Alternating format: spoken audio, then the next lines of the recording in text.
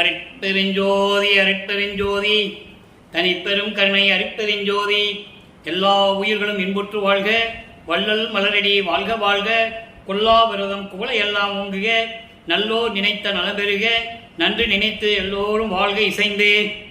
உலக மக்களே, அறிவார்ந்த அன்பர்களே, ஆண்மநேய ஒருமைப்பாடுடைய அன்பர்களே, அருட்பெருஞ்சோதி ஆண்டவருடைய திருவிளையாடலை பார்த்து கொண்டிருக்கிறோம்.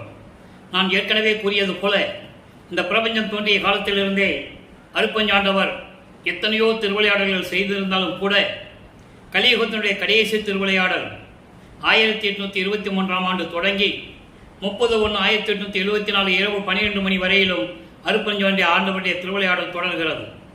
என்ன திருவிளையாடல் என்றால், ஏற்கனவே தோன்றியிருந்த யுகங்களும் சரி, கிரேத யுகம், திரேத யுகம், துவாபர யுகம், கலியுகம், இந்த 4 யுகங்களிலுமே முடிந்துவிட்டது. ஆயுள் காலம் முடிந்துவிட்டது. அதன் பிறகு அந்த 4 யுகங்களிலுமே தோன்றிய மார்க்கங்கள், சமயங்கள், மதங்கள், அவர்களுக்கும் ஒரு அளவு உண்டு, கால அளவு உண்டு. அந்த கால அளவு முடிந்தவுடனே அதனுடைய நெறிகளெல்லாம் பயன்படாத வகையில் இருக்கும் பொழுது உலக மக்களுக்கென்று ஒரு தனி மார்க்கம் வேண்டும். அப்போ அருட்பெருஞ்சாண்டவர் சுத்த சன்மார்க்கத்தை நிறுவுகிறார். இந்த சுத்த சன்மார்க்கத்தை நிறுவி அதை தன் மகன் கையில் ஒப்படைப்பதற்காக ஒரு ஆண் மகனை பெற்றெடுத்து அங்கே விண்ணுலகிலே செல்வப்பிள்ளை என்று பெயரிட்டு வளர்த்து கொண்டிருக்கிறார். காலங்கள் நெருங்க நெருங்க சதாசிவன் தான் கடைசியில் 5 தொழில்களை செய்து கொண்டிருக்கிறார். அதற்கு முன்னால் பிரம்மன், திருமால், ருத்திரன், மகேஸ்வரனுடைய ஆயுள் காலம் முடிந்து சதாசிவம் 5 தொழில்களை செய்து கொண்டிருக்கிறார். அப்போ அவருடைய கால அளவு முடியும் போது 51 ஆண்டுகள் பாக்கி இருக்கிறது. 43,20,000 வருடங்களிலே 51 ஆண்டுகள் பாக்கி இருக்கும் போது தனது மகனை, தனது செல்வ பிள்ளையை இந்த பூலோகத்தில் ஒரு தாயின் வழியாக வருவிக்க செய்தார் அருட்பெருஞ்சோதி ஆண்டவர். அதனுடைய விளக்கங்களையும் உண்மைகளை எல்லாம் திருவிற்பாவிலே பாடல்களிலே நாம் பார்த்து கொண்டிருக்கிறோம். ஒரு தாயின் கருவறையிலே இருக்கும் பொழுது கருவறை இருட்டாக இருக்கிறதே என்று தனது மகன் அங்கே கூறும் பொழுது தந்தை கருவறையிலே வெளிச்சம் காட்டுகிறார், ஒளி காட்டுகிறார். தன் மகன் பசி என்று சொல்லும் பொழுது அருளமுதம் ஊட்டுகிறார், அமுத காற்று வீசுகிறார். இந்த நிலைகளெல்லாம் மாறி நம்முடைய பிள்ளை பெருமான் அவர்கள் குழந்தை இறைவன் இந்த பூலோகத்திற்கு வருவிக்கு உற்ற பிறகு ஒரு சில மாதங்களில் பிள்ளைக்கு செல்ல வேண்டிய ஒரு கட்டாயம், ஒரு திருவிழாக்காக அழைத்து செல்லுகிறார்கள். அங்கே இறைவன் தன் மகனுக்கு வெட்ட வெளியாக காட்டுகிறார், சிதம்பர ரகசியத்தை காட்டுகிறார். சிதம்பரம் என்பது அந்த சிதம்பர ஊர் பெயர் அல்ல. சிதம்பரம் என்பது சுத்த சிவஞான வெளி, வெட்ட வெளி. அருட்பெருஞ்சோதி ஆண்டவருக்கும் ஒரு பெயர் உண்டு, சிதம்பரம் என்ற ஒரு பெயர் உண்டு. அதனால்தான் சிதம்பரம் ராமலிங்கம் என்று பெயரிட்டார்கள் நமது பிள்ளை பெருமான் அவர்கள். தந்தையின் பெயரை முதலிலே இன்சில் போட்டார், சிதம்பர ராமலிங்கம் என்று. அதை நீங்க புரிஞ்சுக்கணும்.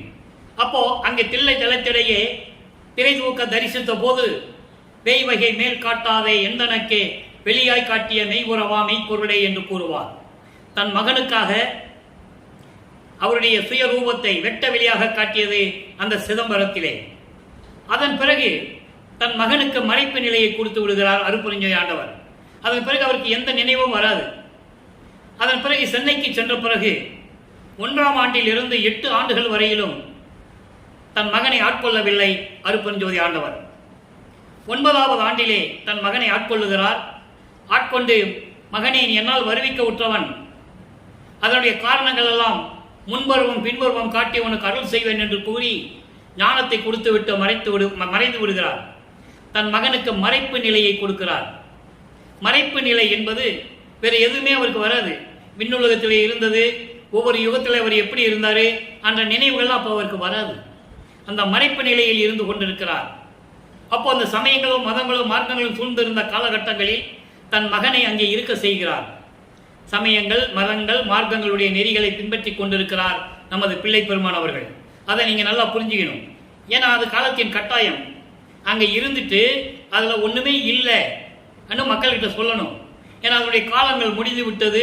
இனிமே உங்களுக்கு தேவையானது சமரச சுத்த சன்மார்க்கம் என்று உலக மக்களுக்கு சொல்ல வேண்டும். அந்த காலத்தின் கட்டாயத்தினால் தன் மகனுக்கு மறைப்பு நிலையை கொடுத்து 9வது ஆண்டிலே ஆட்கொண்டு விட்டு இறைவன் மறைந்து விடுகிறார். அதன் பிறகு இவர் ஞானத்தினால் இறைவனிடம் முறையீடு செய்கிறார். அவர் எந்த பள்ளிக்கும் சென்று கல்வி கேட்கவில்லை, எந்த பாடசாலைக்கும் செல்லவில்லை, அவரை யாரையும் குருவாக ஏற்றுக்கொண்டதில்லை. சுத்த சன்மார்க்கத்தில் யாருக்கும் குரு கிடையாது, நேரடியாக இறைவன் தான்.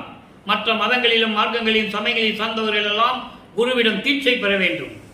சுத்த சன்மார்க்கத்தில் அது இல்லை. நேரடியாக இறைவனை பார்க்கக்கூடிய மார்க்கம், இறைவனுடைய அருளை நேரடியாக வழங்கக்கூடிய மார்க்கம் சமரச சுத்த சன்மார்க்கம் என்பதை இங்கு நான் பதிவு செய்ய கடமைப்பட்டிருக்கிறேன். ஆக அந்த நிலையில் இருக்கும்போது அங்கே 1ஆம் திருமுறை உருவாகிறது. திருவருள் முறையீடு என்ற பதிகத்திலே 232 பாடல்களை நமக்கு அருளியிருக்கிறார்கள் நமது பிள்ளை பெருமானவர்கள். இறைவனை இந்த சமயங்களும் மதங்களும் மார்க்கங்களும் எப்படி உருவகப்படுத்தின, 4 யுகங்களிலுமே எப்படி சிவபெருமானை உருவகப்படுத்தினார்கள், வழிபட்டார்கள் என்பதை ஒவ்வொரு பாடலிலும் நமக்கு தெரிவித்திருக்கிறார்கள். ஏன்னா அவரும் அந்த நிலையில் இருந்து கொண்டிருக்கிறார். அதை நீங்க நல்லா புரிஞ்சுக்கணும். அங்கே இருந்தார்ல, அவர் இருந்தார்ல, நான் அங்கே இருந்ததுல, அதனால அங்கே இருந்துதான் வருவன்லாம் சொல்லக்கூடாது. ஏன்னா மக்கள் அப்படிதான் ஏமாத்திட்டாங்க பேசி பேசி. கீழே இருந்துதான் வரணும், கீழே இருந்துதான் வரணும், எல்கேஜி படிச்சுட்டு தான் பெரிய படிப்பெல்லாம் படிக்கணும், அப்படியெல்லாம் ஒன்றும் கிடையாது. அறிவு இருந்தால் எப்போ வேணாலும் எந்த டிகிரி வேணால் வாங்கலாம். இப்போ கூட நீங்கள் தொலைக்காட்சியில் பார்த்துருப்பீங்க, ஒரு 12 வயசு பையன் ப்ரொஃபஸராக இருக்கான், அத்தனை டிகிரி வாங்கியிருக்கான் பிஹெச்டியில். அதனால் அது வேற விஷயம். சொன்னது மதங்களையும் சமயங்களையும் மதங்களையும் மார்க்கங்களையும் கைவிட முடியாதவர்கள் மக்களை அப்படி வழி நடத்தி சென்று விட்டார்கள். சுத்த சன்மார்க்கம் என்பது நேரடியாக சொல்லக்கூடிய மார்க்கம், எதையும் சாராத மார்க்கம் என்பதை நீங்கள் புரிந்து கொள்ள வேண்டும். இப்போ அந்த பாடலை பார்க்க போறோம். 1ஆம் திருமுறை 6வது பதிகம் திருவருள் முறையீடு 139வது பாடல். இன்னைக்கு மொத்தம் 232ல இன்னைக்கு 139வது பாடலை பார்க்கிறோம். திருவருள் முறையீடிலிருந்து தான் இறைவனுடைய திருவிளையாடல் தொடர்கிறது. அதனாலதான் அதை முதல்ல நம்ம எடுத்துருக்கோம் 1ஆம் திருமுறையில. இன்னும் நிறைய இருக்கு. சிவநேச வெண்பா இருக்கு, மகாதேவ மாலை இருக்கு. நான் ஏற்கனவே மகாதேவ மாலை 100 பாடல்களுக்கு விளக்கம் யூடியூப்ல கொடுத்துருக்கேன்.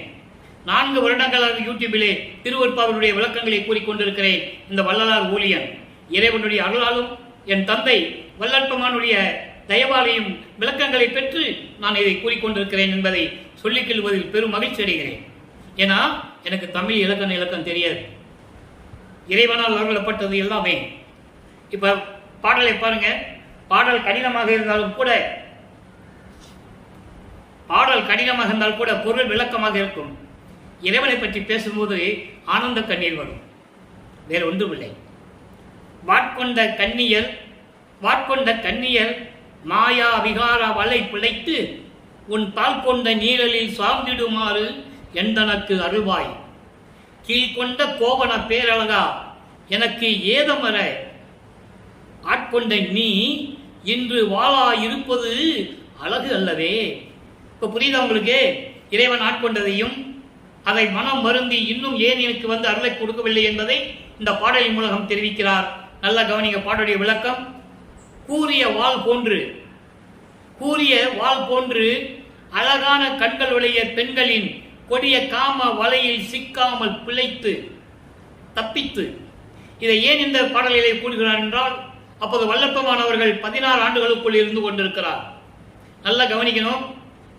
அருப்பஞ்சு ஆண்டவர் 51 ஆண்டுகளை 8 ஆண்டுகளாக பிரித்து 6 8 48 6 நிலைகளில் தன் மகனுக்கு அருள்கை கொடுத்து கொண்டிருப்பார். கடைசி 3 வருடம் இருக்குல்ல, 51 48 போச்சுன்னா 3, அதுதான் சித்தி வளாகம் கிளைமேக்ஸ். அது நம்ம இன்னும் வரல, அதுக்குள்ள இருக்கிற திருவிளையாடல் தான் பார்த்துட்டு இருக்கோம்.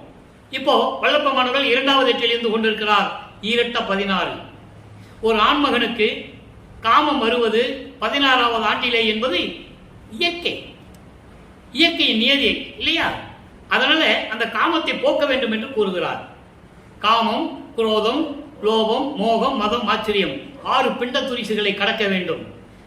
அவரை அறியாமலே கடந்து கொண்டிருக்கிறார். அவரை அறியாமலே தன் மகனை கடத்தி சென்று கொண்டிருக்கிறார். நல்லா கவனிச்சுக்கிட்டே வரணும். அப்போ கூறிய வாள் போன்று கண்களுடைய பெண்களின் காம வலையில் சிக்காமல் நான் தப்பித்து உன் திருவடிகளின் கீழ் நிழலில் இருக்குமாறு எனக்கு அருள்வாயாக. அப்ப என்ன சொல்றாருன்னா, காமத்தை நீக்க வேண்டும் என்று சொல்லுகிறார். அதோடு மட்டுமல்ல, இடுப்புக்கு கீழே கோமணம் கட்டி கொண்டிருக்கின்ற இறைவா. நம்ம திருவள்ளித்தாயம் என்ற ஒரு பதிகத்திலே நம்ம பார்த்தோம். அங்க 10 பாடல்கள் அப்படிதான் சொல்லுவாரு. அப்படி இடுப்புக்கு கீழே கோமணம் கட்டி கொண்டிருக்கும் பேரழகா எனக்கு ஏதமர ஆட்கொண்ட நீ. அதாவது என்னை வருவிக்க உற்ற பிறகு 9வது ஆண்டிலே, அதெல்லாம் சூட்சமமான விளக்கங்கள். இப்போ பாட்டில் பார்த்தீங்கன்னா 9வது ஆண்டுன்னு வராது. சூட்சமமான விளக்கங்கள் நிறைய வளர்ப்புமான் கொடுத்திருக்கிறார். ஏதமர, எனக்கு ஏதமர ஆட்கொண்ட நீ. அப்போ எந்த வயதில் எந்த ஆண்டில் ஆட்கொண்டார்? 9வது ஆண்டில். வருவிக்க உற்ற 9வது ஆட்கொண்டார். அதற்கு காரணம் பாடல்கள் உண்டு. ஆண்டாறு 3வது ஆண்டிலே ஆட்கொண்ட அருள்கடலே என்று கூறுவார். ஆரோடு 3வது ஆண்டிலே முன்னம் ஆட்கொண்ட இறைவனை என்று கூறுவார். ஆக 9வது ஆண்டிலே இறைவன் ஆட்கொண்டது நிரூபணமாகிறது. வல்லப்பெருமான்கள் வருவிக்க உற்று 202 ஆண்டுகள் முடிய போகிறது. வல்லப்பெருமானுடைய இறைநிலையை அவர் எப்படி வருவிக்க உற்றார்? ஒரு தாயின் கருவறையில் எப்படி இருந்தார்? அந்த தாயின் கருவறையில் எப்படி திருவிளையாடல் நடந்தது? யார் சொன்னது மக்கள்கிட்ட? ஓராள் கூட இல்லை. அதான் வேதனையான விஷயம். அதான் மக்களுக்கு தெரியல. அவர் அதுக்காக பாடலை நமக்கு அருளி இருக்கிறார். என்றாவது ஒரு நாள் எவனாவது ஒருவன் கூறுவான் என்று பாடலிலே அருளி இருக்கிறார்கள். அதன் அடிப்படையில் இந்த வள்ளலார் ஊழியன் அந்த விளக்கத்தை உங்களுக்கு கூறிக்கொண்டிருக்கிறேன் என்று சொல்லிக் கொள்வதில் பெரும் மகிழ்ச்சி அடைகிறேன். அப்போ 9வது ஆண்டிலே ஆட்கொண்ட பிறகு எந்த விதமான குறையும் இல்லாமல் முழு திருப்தியாக பரிபூரணமாக என்னை ஆட்கொண்ட நீ இன்னைக்கு பேசாமல் இருப்பது உன் அருளுக்கு அழகா? கேட்கிறார். அப்ப நான் கேட்கிறேன், தெரிஞ்சு போச்சு. இறைவனால் வருவிக்க மகன் என்று தெரிந்து விட்டது. வெளியே சொல்ல முடியாது. காலத்தின் கட்டாயம். எங்க அப்பா சொல்லிட்டு போயிடுறாரு, நீ வேஷம் மட்டும்தான் போடணும். நான் வந்து உன்னை முழுமையாக ஆட்கொள்ற வரைக்கும் என்ன நடந்தாலும் சரி, நீ வேஷம் மட்டும்தான் போடணும். ஏற்கனவே பாடல்ல நம்ம அதை பார்த்துட்டோம். ஆக இவர் வேஷம்தான் போட முடியும், யாரும் சொல்ல முடியாது. ஆக இந்த நிலையில் இருக்கும்போது என்னை ஆட்கொண்ட நீ இன்னைக்கு பேசாமல் இருப்பது, என்னை பார்த்தவுடனே பேசாமல் இருப்பது உன் அழகு திருவருளுக்கு அழகா என்று கேட்கிறார். ஆக இந்த நிலையில் இருக்கும்போது நமது பிள்ளை பெருமானவர்கள் வருவிக்க உற்று 16 ஆண்டுகள் வரையிலும் இந்த நிலையில் இருந்து கொண்டிருக்கிறார். இப்போ நிலைகள் மாறுகிறது. 3வது எட்டில் அடி எடுத்து வைக்கிறார். 24 ஆண்டுகளுக்குள் என்ன நடந்தது அதை நம்ம பார்க்கணும். இப்போ 2ஆம் திருமுறை உருவாகும் போது 2ஆம் திருமுறையிலே என்ன பாடல்? திருவருள் வேட்கை. இப்போ திருவருள் வேட்கை உருவாகிறது. அங்க பாருங்க, பதிகம் 15 இது வரைக்கும் நம்ம பார்த்துட்டோம். திருமுல்லை வயலுக்கு போறது, திருவள்ளுவர் தாயத்துக்கு போறது, திருவொற்றியூருக்கு போறது, இறைவனை வேண்டுறது, ஒரு பிரயோஜனம் இல்லை அவருக்கு. எந்த விதமான பதிலும் இல்லை இறைவனிடமிருந்து. இப்போ திருவருள் வேட்கை என்ற பதிகம் உருவாகிறது. 16வது பதிகம் 2ஆம் திருமுறை 9வது பாடல். இங்கேயும் சொல்லுவார் பாருங்க, அறியா பருவத்தை அடியேனை ஆட்கொண்ட. அறியாத பருவம், விளையாடுகின்ற பருவம், தெருவிலே சிறுவர்களோடு விளையாடுகின்ற பருவம் 9வது ஆண்டு. 9வது ஆண்டிலே என்னை ஆட்கொண்ட நெறியாம் கருணை நினைந்து உருகேன் ஆயிடினும். அதாவது உருகேன் ஆயிடினும் குறியா பொருளே உன் கோயிலிடை வந்து நின்றும் பிரியா பிணியேன் பரதவிப்பதை பார்த்தில்லையே. இது பாடல். அங்கே திருவருள் முறையில் என்ன சொல்றாரு? நீ என்னை ஆட்கொண்டு விட்டு சென்று விட்டாய். நான் காம வலையிலிருந்து தப்பிப்பதற்காக, அழகான பெண்களின் கூர்மையான பார்வையிலிருந்து, காமத்திலிருந்து தப்பிப்பதற்காக உன் திருவடிகளின் நிழல்களை சார்ந்து இருக்குமாறு இனி எனக்கு அருள வேண்டும் அப்படின்னு சொன்னார். நீ என்னை ஆட்கொண்டவன் இப்போ வந்து பேசாம இருந்தா என்ன அர்த்தம்ன்றது திருவருள் முறையில பார்த்துட்டோம். திருவருள் வேட்கையில் என்ன சொல்றாரு? அப்படி அறியா பருவத்திலே என்னை ஆட்கொண்ட இறைவனே, அதாவது நான் வருவிக்க உற்று 9வது ஆண்டிலே இந்த அரியணை, இந்த மகனை ஆட்கொண்ட கருணை நெறியை நினைத்து நான் மனம் உருகவில்லை என்றாலும் கூட, நான் உன்னை நினைத்து வணங்கி மனம் உருகவில்லை என்றாலும் கூட, நான் செய்த பிழைகளை எல்லாம் குறியாத பொருளே, நான் செய்த தவறுகளை எல்லாம் உள்ளத்தில் வைக்காத இறைவனே. ஏன்னா அவருடைய மகன் அல்லவா, மன்னித்து தானே ஆகணும். அதான லாஜிக்கு. அப்போ நான் செய்த பிழைகளை எல்லாம் உள்ளத்தில் நினைக்காமல் என்னை மன்னித்த இறைவனே, இப்போ உன் கோயிலுக்கு வந்து நான் நின்றால், உன் கோயிலுக்கு வந்து உன் முன் நின்றும் இந்த பிறவி பிணியை சுமந்து கொண்டு பரதவிக்கும் இந்த பாவியாகிய உன் மகனை இன்னும் நம் உன் கடைக்கண்ணால் பார்க்கவில்லையே. எவ்வளவு அற்புதமா சொல்றாருன்னு நீங்க பார்க்கணும். அதாவது இறைவனால் வருவிக்கப்பட்ட மகன் என்று தெரிந்து கூட அவர் மனநிலை எப்படி இருந்திருக்கும் நினைச்சு பாருங்களேன். நமக்கே நினைச்சா உடம்பு புல்லரிக்குது, வெளியே சொல்லவும் முடியாது, யார்கிட்ட போய் சொல்லவும் முடியாது. நான் இறைவன் மகன் சொல்ல முடியாது, நம்ப மாட்டான், சொல்லவும் கூடாது. அந்த நிலையில் இருக்கும்போது சொல்றாரு, நான் உன்னை நினைச்சு உருகவில்லை என்றாலும் கூட இந்த பிறவி பிணி இருக்க, இந்த உடம்பை எடுத்தனே, அதுக்காவது நீ உன்னுடைய அருள் கண்ணால் கடைக்கண் பார்வையால் எனக்கு அருளக்கூடாதா? என்னை பார்க்க மாட்டேன்றையே, தயவு இல்லையே, இரக்கம் காட்டவில்லையே என்று சொல்லி தந்தையிடம் முறையீடு செய்கிறார். இந்த நிலைகள் எல்லாம் மாறிய பிறகு 3ஆம் திருமுறை உருவாகிறது. இந்த நல்லா கவனிங்க, 24 ஆண்டுகள் வரைக்கும் ஒரு புரோஜனம் இல்லாமல் தான் அவர் தெரிஞ்சிட்டு இருக்கிறார். தெரிஞ்சுதான் ஆகணும். இங்க போறாரு, அங்க போறாரு, இறைவனை பார்க்க முடியல, இறைவனை அருளை பெற முடியல. இப்போ ஆண்டுகள் உருண்டு ஓடுகின்றன, காலங்கள் மாறுகிறது. இப்போ இறைவனுடைய காட்சி கிடைக்கிறது. காட்சி மட்டும்தான், அதான் காட்சி அற்புதம் என்ற தலைப்பிலே அருளி இருக்கிறார்கள். இன்னைக்கு 7வது பாடலை பார்க்கிறோம். தினமும் ஒரு பாடலை பார்த்திருக்கோம், இன்னைக்கு 7வது பாடல். அந்த காட்சி எப்படி இருந்தது அழகாக சொல்லுவார், அற்புதமாக இருக்கும். ஆல நிழல் கீழ் அன்று அமர்ந்தார். எப்படிப்பட்ட இறைவன் முதல்ல சொல்லுவார். அப்போ சிவபெருமான் தான் இறைவன். எல்லாரும் அதான் நினைச்சிட்டு இருக்காங்க. அவன் சமயத்தின் தலைவன் என்பதை சுத்த சன்மார்க்கத்துக்கு வந்த பிறகு சொல்லுவார். சிவபெருமான், நடராஜன், சொக்கநாதன், மகாலிங்கம், இப்படியெல்லாம் பேர் வச்சு கூப்பிட்டு இருந்தாங்க. மாசிலாமணி, இவங்கெல்லாம் ஒரு குரூப்பு சேர்ந்த ஒரே ஆள் தான். அங்கங்கே அந்தந்த இடத்துக்கு போய் பேர் வச்சுக்கிட்டாங்க. புரிஞ்சுக்கணும் நீங்க. அந்தந்த இடத்துக்கு போய் அந்தந்த பேர் வச்சுக்கிட்டு அதுக்கான கோயில் அமைச்சு அதுக்கான வழிபாடு முறைச்சு மக்களை வழிபாடு வைத்து விட்டார்கள். இது காலங்காலமாக நடந்து கொண்டிருக்கிறது. அப்ப சொல்றாரு, இறைவனுடைய ஒரு திருவிளையாடலை சொல்லுகிறார். ஆல நிழல் கீழ் அன்று அமர்ந்தார், ஆதி நடு ஈருமாகி நின்றார். ஆதி நடு ஈரு, முதல் நடுவுல அப்புறம் முடிவு ஆகி நின்றார். நீல மிரற்றார் திருவொற்றியூர் நியமத்து எதிரே நீற்று உருவ கோல நிகழ கண்டேன். இப்பதான் பார்க்கிறாரு, தன் மகனுக்கு காட்சி கொடுக்கிறாரு. அதுக்கப்புறம் தெருவிலே ஓடிடுவார். இவர் ஐயோ ஐயோ பின்னாலே ஓடுவார், முடியாது, சொல்லிட்டு போயிடுவார். அவர் உங்ககிட்ட மாட்ட மாட்டேன், நான் இன்னும் 4 காலம் இருக்குன்னு சொல்லிட்டு ஓடி போயிடுவார். அது அடுத்த பதியத்தில் பார்க்க போறோம். இன்னைக்கு உருவத்தை காட்டுறாரு. இன்னைக்கு உருவத்தை காட்டுவாரு, அடுத்த பதியத்தில் தெருவழியா ஓடுவார். இவர்கிட்ட சிக்க மாட்டார். உங்ககிட்ட நான் சிக்க மாட்டேன், நீ கேட்ட கேள்விக்கு பதில் சொல்ல முடியாது, அப்படி ஓடுவார். அதுக்கான பாடல்கள் நம்ம 10 பாடல்கள் ஒரு பதியத்தில் இருக்க பார்க்க போறோம். இப்போ உருவத்தை காட்டுறாரு. பின் குறிக்க காணேன் கூட்டுவிக்கும் காலம் அறியேன், என்னடி நான் கனவோ நனவோ கண்டதுவே. தோழியிடம் சொல்லுவது போல, தன்னுடைய காதலை தோழியிடம் சொல்லுவது போல, அந்த காட்சியை தோழியிடம் சொல்லுவது போல இவரை தலைவியாகவும் இறைவனை தலைவனாகவும் வர்ணனை செய்து இந்த பாடலை நமக்கு அருளி இருக்கிறார்கள். அற்புதமா இருக்கும். இப்ப பாடலுடைய பொருள் பாருங்க. ஒரு காலத்தில் கல்லால் ஆன ஆலமரத்தின் கீழ் அமர்ந்து கொண்டு உபதேசம் செய்தவர் ஒரு 4 பேருக்கு. அதனுடைய விளக்கம் நம்ம ஏற்கனவே பார்த்திருக்கோம். இருந்தாலும் இன்னைக்கு கல்லால் ஆரம்பணம் வரும்போது அது விளக்கம் சொல்ல வேண்டியிருக்கு. ஆலமரத்தின் கீழ் இருந்து உபதேசம் செய்தார்.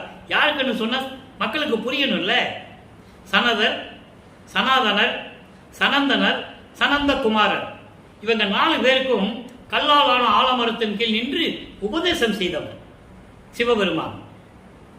முதலும் நடுவும் முதியுமாகி நின்றார். முதலும் முடிவு நடுவுன்னா என்ன அர்த்தம்னா விஸ்வரூபம். கீழிருந்து மேல வரைக்கும் விஸ்வரூபம் எடுத்து நின்றார்.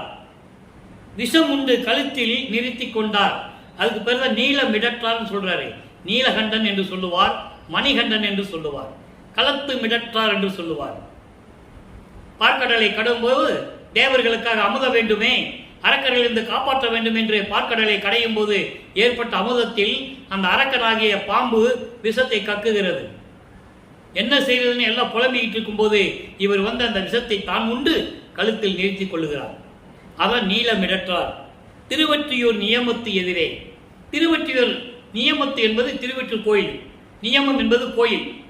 தியாகராஜ பெருமான் கோயில் திருவொற்றியூர் இருக்கு. அதன் எதிரே நின்று கொண்டிருக்கிறார். அப்போ இறைவன் காட்சி கொடுக்கிறார். எப்படி?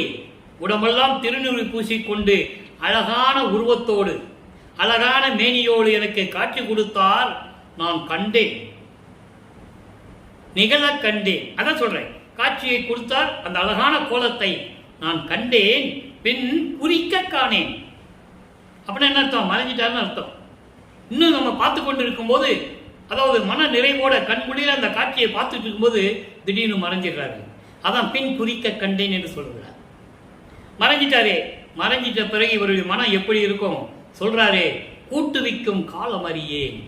நானும் இறைவனை எப்ப சேருவோம், இறைவன் எனக்கு எப்ப அருளை கொடுப்பாரு, எப்ப என்னை அணைத்துக் கொள்ளுவார், என்னை எப்ப மகிழ் வைப்பார் என்று எனக்கு தெரியவில்லையே, என் தோழியே, நான் கண்டது கனவா நனவா எனக்கு தெரியவில்லை.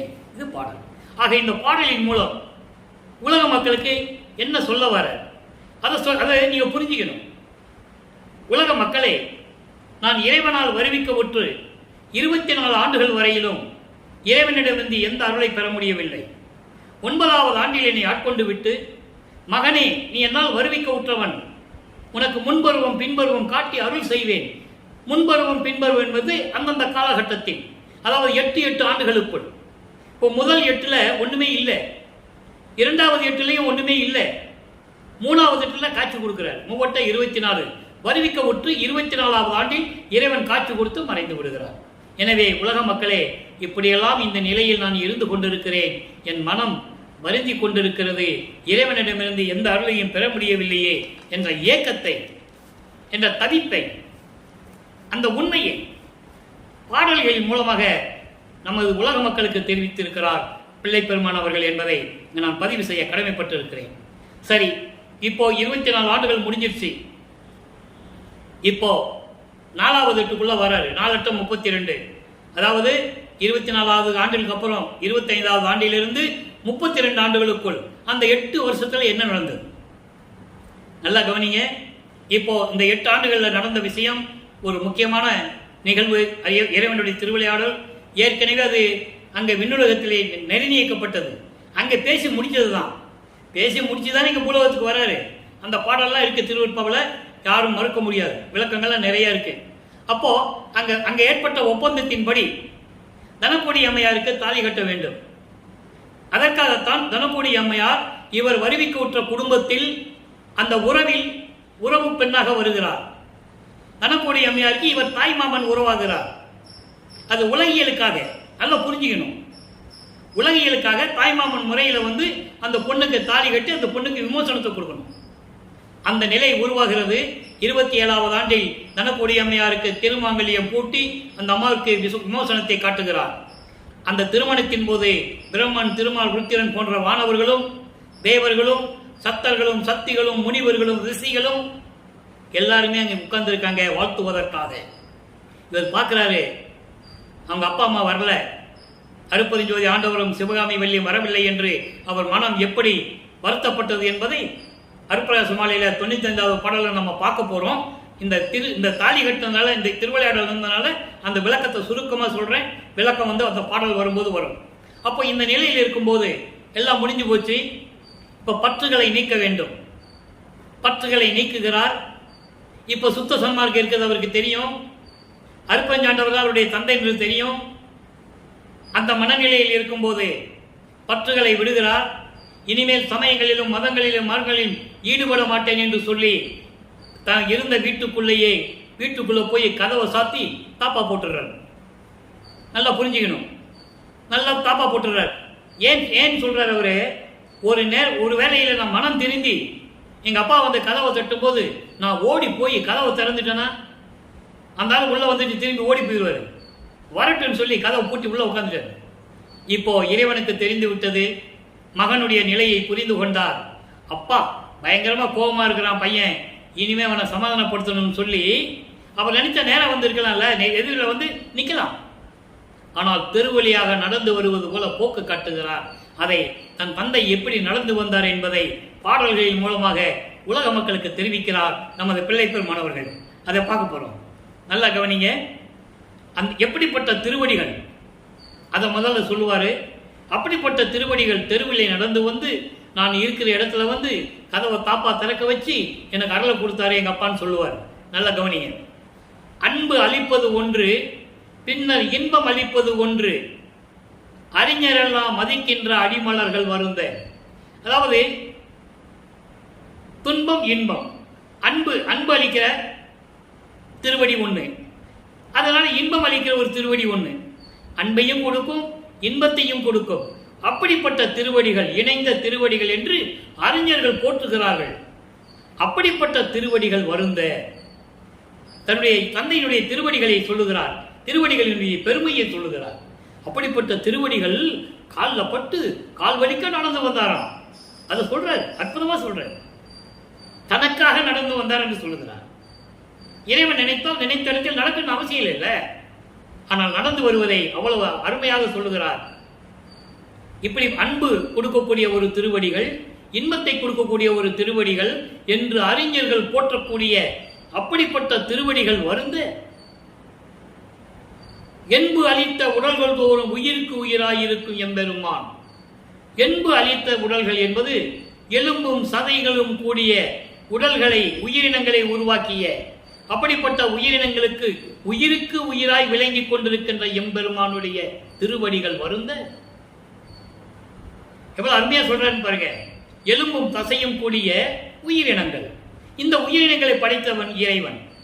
உயிருக்கு உயிராய் இருக்கின்ற அந்த அப்படிப்பட்ட இறைவனுடைய திருவடிகள் நடந்து அருளி கதவை திறப்பித்து தாழ்பாலை அபிக்க புரிந்து, அவர் தான் வந்து தாப்பா திறக்கிறாரு, புரிந்து துன்பமளிக்கும் நெஞ்சகத்து என்றனை, அதாவது மனவேதனையோடு துன்பங்களை சுமந்து கொண்டிருக்கின்ற இந்த மனமுடைய என்னை கூவி அழைத்து, மகனே என்று அன்பாக அழைத்து, எப்படி சொல்றார் பாருங்க. மனம் அவ்வளவு அழுத்தத்தில் இருக்க, பல துன்பங்களை சுமந்து கொண்டிருக்கிறார். ஏளன பேச்சுகள், கிண்டல்கள், இதெல்லாம் சுமந்து கொண்டிருக்கிறார். அதான் ஞான சிறையில் சொல்லுவாரு, மானம் போன வழியெல்லாம் விடுத்தேன் என்று சொல்லுவார். அப்படிப்பட்ட நிலையில் இருந்தவர் நமது பிள்ளை பெருமானவர்கள். இறைவனுடைய திருவிளையாடல் நடந்து கொண்டிருக்கிறது. அதை பின்னால சொல்லுவாரு. அதெல்லாம் நான் நினைக்கும் போது முதல்ல கஷ்டப்பட்டேன், துன்பப்பட்டேன், வேதனைப்பட்டேன். அதெல்லாம் உன்னுடைய திருவிளையாடல் தெரிஞ்ச பிறகு மனமகிழ்ந்தேன் என்று சொல்லுவார். அந்த பாடல் நம்ம பார்க்க போறோம், விளக்கங்கள்லாம் நிறைய இருக்கு. அப்போ அப்படி என்னை மகனை என்று அழைத்து தூய இளநகை முகத்தே துளும்ப, முகத்தில புன்னகையோடு மகிழ்ச்சி பொங்க. மகனை பார்த்துட்டாருல்ல, மகனுக்கு அருளை கொடுக்க போறாருல்ல, அதோ இளநகை புன்னகையோடு மகிழ்ச்சி பொங்க என்னை நோக்கி முன்பு அளித்தது என்று எனது கையில் ஒன்றை அளித்தாய். இறைவன் கொடுத்ததை சொல்றார். முன்பு அளித்தது என்று, எப்போ முன்பு அளித்தது என்று, விண்ணுலகத்திலே என்ன அருளை கொடுத்தாரோ அது இன்னைக்கு நான் உனக்கு தரேன். அங்க விண்ணுலகத்திலே ஒரு மகனை பெற்றெடுத்து, இந்த பாடலாம் இருக்கு, நம்ம விளக்கம் பார்த்துட்டோம். இந்த முன்பு அளித்ததற்காக ஒரு சின்ன சுருக்கம் சொல்ல வேண்டியிருக்கிறது. அந்த பதிவை பார்க்காத மக்களுக்கு இன்னைக்கு சொன்னா புரியும்ல.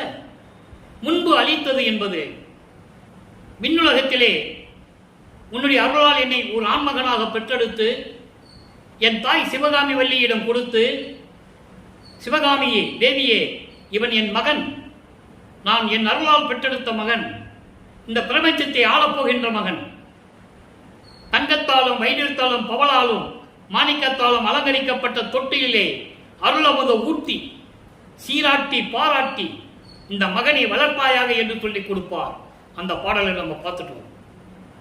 அப்போ இப்படியெல்லாம் வளர்ந்தவர் அவர். அததான் சொல்றாரு, முன்பு அளித்தது போன்று விண்ணுலகத்திலே உனக்கு எப்படியெல்லாம் அருளை கொடுத்து வைத்திருந்தேன், அது போன்று என்று என் கையில் ஒரு அருளை கொடுத்தார், ஒன்று கொடுத்தார், ஒரு அருள் கொடையை கொடுத்தார். ஏன் பூலோகத்துக்கு அறிவிக்க செய்தார்? அது ஒரு தாயின் வழியாக ஆன்ற சன்மார்க்கம் அணிவர என்னைத்தான் இன்று அமுதளித்த இனிய நற்றாயே. சன்மார்க்கத்தை உலக மக்களிடம் பரப்புவதற்காக, உயிர் நேயத்தையும் இரக்கத்தையும் உலக மக்களிடம் கூறுவதற்காக, உலக மக்கள் சமரசமாக வாழ வேண்டும் என்பதற்காக, சமயங்களிலும் மதங்களிலும் மரபில் சொல்லப்பட்ட நெறிகளெல்லாம் பொய், அது தேவையில்லை என்று சொல்லுவதற்காக, மக்கள் எல்லாம் இன்புற்று வாழ வேண்டும் என்பதற்காக வருவிக்கிறார். இறைவன் வருவிக்க செய்தால் இறைவனாகவே வருவிக்க உற்றார் என்பதை இங்கு பதிவு செய்ய கடமைப்பட்டு இருக்கிறேன். ஆக அப்படி கொடுத்த அருள் கொடையை என்னிடம் கொடுத்து அளித்தாய் முன்னவா, முதல் கடவுளே, ஆதியும் அந்தமெல்லாம் தோன்றிய இறைவனே, அருப்பெருஞ்சோதியே. இங்க முன்னவன் தான் சொல்லுவாரு, நல்லா புரிஞ்சுக்கணும். அருப்பெருஞ்சோதி அதுக்கு பிறகுதான் சொல்லுவார். 32 ஆண்டுகள் வரைக்கும் அவர் அருப்பெருஞ்சோதி சொல்ல மாட்டார். இப்ப தெரியும் அவருக்கு, ஆனா முன்னவன் தான் சொல்லுவார். அப்படிப்பட்ட இறைவனே, நீ அருள் பெருமையை முன்ன அறியேனே, இதுக்கு முன்னால் தெரியாது எனக்கு. நீ வருவிக்க விட்டாய், என்னை வருவிக்க விட்டு எனக்கு மறைப்பு நிலையை கொடுத்து விட்டாய். எனக்கு எப்படி தெரியும்? 32 ஆண்டுகள் வரைக்கும் நீ வருவிக்க விட்ட 30 ஆண்டுகள் வரைக்கும் எனக்கு என்னென்ன தெரியாதே. அதான் சொல்றாரு, முன்ன அறியேனே, அப்ப எனக்கு தெரியாதே, இப்பதானே எனக்கு தெரியும் அப்படின்னு சொல்லி அற்புதமாக சொல்லுகிறார். இப்போ இந்த நிலை நடந்து கொண்டிருக்கிறது. இப்போ 32வது ஆண்டில் 4வது 8 32வது ஆண்டு வருவிக்கற்ற 32வது ஆண்டில் இந்த நிகழ்ச்சிகள்லாம் முடியுது. இப்போ சமயங்களையும் மதங்களையும் மார்க்கங்களையும் விட்டுவிட்டார், பற்றுகளை நீக்கிவிட்டார், திருநீர் பூசுவதை இந்த சங்கற்ப விகற்பங்கள் குறியீடுகள்லாம் விட்டுட்டாரு. அது இருக்கக்கூடாது சுத்த சன்மார்க்கத்துக்கு. சமயங்களையும் மதங்களையும் மார்க்கம் சேர்ந்து பூசிக்கலாம், தவறில்லை, அது அவங்களுடைய சுதந்திரம். அது 12 நிலைகளுக்குள் இருக்கின்றது. 13வது நிலை ஞான செய்ய வந்த பிறகு, சுத்த சன்மார்க்க வந்த பிறகு குறியீடுகள் இருக்கக்கூடாது, தெளிவாக சொல்லுகிறார். பல பாடல்கள் இருக்குது, என்னால் எடுத்து காட்ட முடியும், ஆதாரங்களை காட்ட முடியும். ஆக இந்த நிலையில் இருக்கும்போது இவர் சுத்த சன்மார்க்கத்தை வாங்கணும். எப்படி போனாரு வாங்கினார் என்றெல்லாம் நம்ம பார்த்துட்டோம். இருந்தாலும் ஒரு சுருக்கத்தை சொல்ல வேண்டி இருக்கிறது. சுத்த சன்மார்க்கத்தை வாங்குவதற்காக இவர் பூலோகத்திலிருந்து விண்ணுலகத்துக்கு சென்று கொண்டிருக்கிறார். தத்துவங்களை கடந்து சென்று கொண்டிருக்கிறார். அங்கு சித்து இயல்கள் எல்லாவற்றையும் தெரிந்து கொண்டார். அதற்கு மேலே செல்லும் போது ஒரு தடங்கள் ஏற்படுகிறது. அப்போ அருள் சக்தி வெளிக்கு செல்லும் போது பறவெளியில் பறவெளியில பறை என்பது அருள் சக்தி வெளி. அந்த வெளிக்கு செல்லும் போது அருள் சக்தி ஒரு கையை தூக்கி விடுகிறாள். அருப்பஞ்சாண்டவர் வந்து தன் மகனை எதிர்கொண்டு வரவேற்று அழைத்து செல்லுகிறார். அதெல்லாம் நம்ம பாடலை பார்த்துட்டோம். அங்கே போய் சத்தியஞான சபை இருக்கிறது. பொற்சபை சிற்சபைக்குரிய சத்தியஞான சபை மண்டபத்திலே அங்கே ஒரு சிங்காசனம் அமரப்பட்டிருக்கிறது. அங்கே ஒரு சிம்மாசனம் இருக்கிறது. அந்த சிம்மாசனத்திலே தன் மகனை அமர வைத்து முடிசூட்டி பறைசாற்றுகிறார். அங்கே பிரம்மன் திருமால் அத்தனை பேரும் அமர்ந்திருக்கிறார்கள். வானவர்கள் இருக்கிறார்கள்.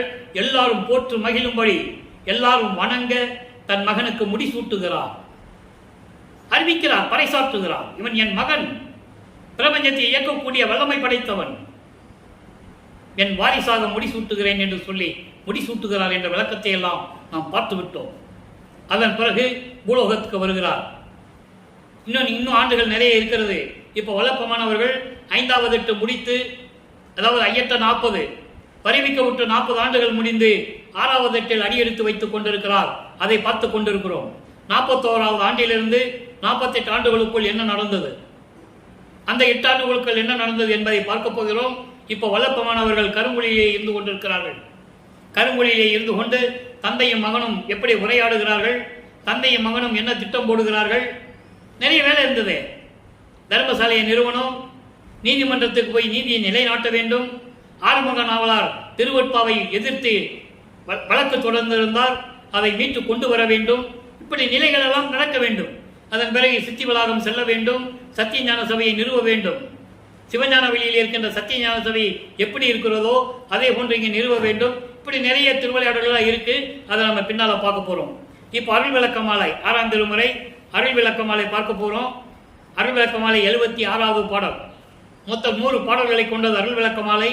ஒவ்வொரு பாடலிலும் இறைவன் எப்படியெல்லாம் அருள் கொண்டார், அருள் கொடுத்தார் என்பதையும், தன்னுடைய இறைநிலையையும் இறைவன் எப்படியெல்லாம் ஆட்கொண்டார் என்பதையும் ஒவ்வொரு பாடலிலும் நமக்கு அருளி இருக்கிறார்கள். அதை பார்த்து கொண்டிருக்கிறோம். இன்று 76வது பாடல். இந்த பாடல் திருவருள் வேட்கைன்னு இன்னைக்கு ஒரு பதியம் பார்த்தோம். அதனுடைய விளக்கத்துக்கு இந்த பாடல், ஒவ்வொரு பாடலுக்கும் ஒரு தொடர்பு உண்டு, கனெக்டிவிட்டின்னு சொல்லுவாங்க. அதே மாதிரி திருவருட்பாவில் 1ஆம் திருமுறை இந்த 4 திருமுறை வரைக்கும், அதன் பிறகு 6வது திருமுறை 5வது திருமுறை தனியாக இருக்கட்டும். அதனுடைய விளக்கங்களை நம்ம பின்னால் பேசுவோம். அது ஏன் உருவாச்சு, எப்படி உருவாச்சு, ஏன் முருகனை பற்றி இவங்களை பற்றியெல்லாம் பாடினார்ன்றதை நம்ம பின்னால் விளக்கத்தில் பார்க்க போகிறோம். இப்போ இந்த திருமுறைகளுக்கு மட்டும் ஒரு கனெக்டிவிட்டி உண்டு, ஒவ்வொரு பாடலுக்கும் ஒரு தொடர்பு உண்டு. நல்லா கழிச்சுட்டு வாங்க. வெம்மாலை சிறுவரோடும் விளையாடி திரியும் மிக சிறிய பருவத்தை வியந்து, அங்கே திருவள்ளுவர் இன்னைக்கு நம்ம பார்த்த பாடல சொல்லுவார்ல, அறியா பருவத்தை என்னை ஆட்கொண்ட இறைவனே என்று சொல்லுவார். இங்கு அதனுடைய விளக்கத்தை கொடுப்பார். வெம்மாலை சிறுவரோடும் விளையாடி திரியும் மிக சிறிய பருவத்தே, அங்க ஆட்கொண்டாரை தவிர எந்த அருளையும் கொடுக்கவில்லை. நீங்க நல்லா கவனிக்கணும். அதான் கனெக்டிவிட்டின்னு பேரு. அவர் சமயங்களிலும் மதங்களிலும் மார்க்கங்களில் இருக்கும்போது எப்படி இருந்தாரு, சுத்த சன்மார்க்கத்தை வந்த பிறகு ஆட்கொண்டதனுடைய விளக்கத்தை இங்க கொடுப்பார். அப்படி வெம்மாலை சிறுவரோடு என்பது மாலை நேரத்தில், அதாவது கொடியமான வெயில் முடிந்து, கொடிய வெயில் வெப்பம் அந்த பகல் நேரம் முடிந்து அந்த மாலை வருகிறதே, அந்த மாலை நேரத்தில் நான் சிறுவரோடு விளையாடி திரியும் அந்த சிறிய பருவத்தில், அதாவது 9வது ஆண்டில், வருவிக்க உற்று 9வது ஆண்டு, வல்லப்பமானுக்கு வயது இல்லை, வருவிக்க உற்று ஆண்டில் இருந்து கூற வேண்டும். வல்லப்பமானவர் வருவிக்க உற்று 9வது ஆண்டில் அந்த பருவத்திலிருந்து, பருவத்திலே என்னை விரும்பி, அவர் தான் வழியே வராரு, இவருக்கு தெரியாது, நல்லா புரிஞ்சுக்கணும் நீங்க. அப்போ அவர் விரும்பி வந்து நினை எமது பெம்மான் என்று அழிகுறித்து பாடும் வகை புரிந்து என்னை ஆட்கொண்டு, என்னை விரும்பி ஆட்கொண்டு எனக்கு ஞானத்தை கொடுத்து, நீதான் எனது இறைவன் என்று சொல்லி பாடுவதற்கு ஞானத்தை கொடுத்தாயே அப்படின்னு சொல்ற. இன்னும் மெஞ்ஞானத்தை கொடுக்க, அப்போ மெஞ்ஞானத்தை கொடுக்கல, இப்ப மெஞ்ஞானம் வாங்கிட்டாரு. ஞானம் வேறு மெஞ்ஞானம் வேறு என்பதை நான் ஏற்கனவே விளக்கங்கள் 4 வருடங்களாக உங்களுக்கு கூறிக்கொண்டிருக்கிறேன். அப்போ இந்த ஞானம் வரும்போது ஆட்கொண்டார், இப்ப மெஞ்ஞானம் வந்துருச்சு. அப்போ அந்த பருவத்திலே தெருவிலே நான் ஆடிக்கொண்டிருக்கும் போது, சிறுவர்களோடு விளையாடி கொண்டிருக்கும் போது என்னை வியந்து வந்து ஆட்கொண்டாய். அதன் பிறகு நீதான் இறைவன் என்று எனக்கு தெரிவித்து உன்னை பாடும் வகை அந்த ஞானத்தை எனக்கு கொடுத்தாய். அதான் பாடும் வகை புரிந்த ஞானத்தை கொடுத்தாய் பெருமானே, நான் செய்த பெரும் தவ மெய்ப்பயனே. நான் ஏற்கனவே யுகங்களிலே சென்ற தவத்தின் பயனாகத்தான் உன்னை இந்த பூலோகத்தில் நான் பெற்றிருக்கிறேன். அடுத்து சொல்வாரு, செம்மாந்த சிறியேனை சிறுநெறியில், செம்மாந்த சிறியேனை சிறுநெறியில் சிறிதும் செலுத்தாமல், பாருங்க எப்படி சொல்றாரு, சுத்த சன்மார்க்கத்தை தெளிவா புரிஞ்சுக்கணும். அவ்வளவு விளக்கங்கள் இருக்கிறது நண்பர்களே, யாரும் சொல்லல, மக்களுக்கு தெரியாது அவ்வளவு. செம்மாந்த சிறியேனை சிறுநெறியில் சிறிதும் செலுத்தாமல் பெருநெறியில் செலுத்திய நற்துணையே. நான் உன்னால் வருவிக்க உற்று 32 ஆண்டுகள் வரையிலும் சமயங்களிலும் மதங்களிலும் மார்க்கங்களிலும் ஈடுபட செய்து விட்டிருந்தாய். அப்ப நான் ஆணவத்தோடு தெரிந்து கொண்டிருந்தேன். மறுபடியும் அந்த செருநெறியில், சிறு நெறியில், அந்த துன்மார்க்க நெறியில் என்னை வழி நடத்தாமல் என்னை ஆட்கொண்டு சுத்த சன்மார்க்கத்தை கொடுத்து, அதான் பெருநெறி, சுத்த சன்மார்க்கத்தை பெருநெறியில் செலுத்திய நற்துணையே. சுத்த சன்மார்க்கத்தை கொடுத்து அந்த பெரிய நெறியில் என்னை வழி நடத்திய என் துணைவனே, அம்மானே, என் ஆவிக்கான பெரும்பொருளே, நான் உயிர் பிழைத்துக் கொண்டிருக்கிறேனே, என் உயிருக்கு உயிரான இறைவனே, அப்படிப்பட்ட பெரும்பொருளே, அருப்பெருஞ்சோதியே, அம்பலத்த அரசே, என் அலங்கள் அணிந்தருளே. இங்கே அலங்கள் என்பது பாடல்கள், நான் பாடுகின்ற பாடல்கள், நான் செய்கின்ற விண்ணப்பங்கள், வேண்டுகோள், முறையீடுகள் எல்லாவற்றையும் ஏற்றுக்கொண்டு எனக்கு அருள வேண்டும் என்று சொல்லிவிட்டு அடுத்த பதிகத்திலேயே வேண்டுகோள் என்ற தலைப்பிலே ஒரு பாடலை அருளியிருக்கிறார்கள். 8வது பாடல் வேண்டுகோள் என்ற பதிகம், 59வது பதிகம், 8வது பாடல். நல்ல கவனிக்கணும். மூவிரு முடிவும் கடந்து ஓர் இயற்கை முடிவிலே முடிந்து, மூவிரு முடிவு 3 × 2 6 அந்தங்களை சொல்றாரு. கலாந்தம், யோகாந்தம், போதாந்தம், நாதாந்தம், வேதாந்தம், சித்தாந்தம்.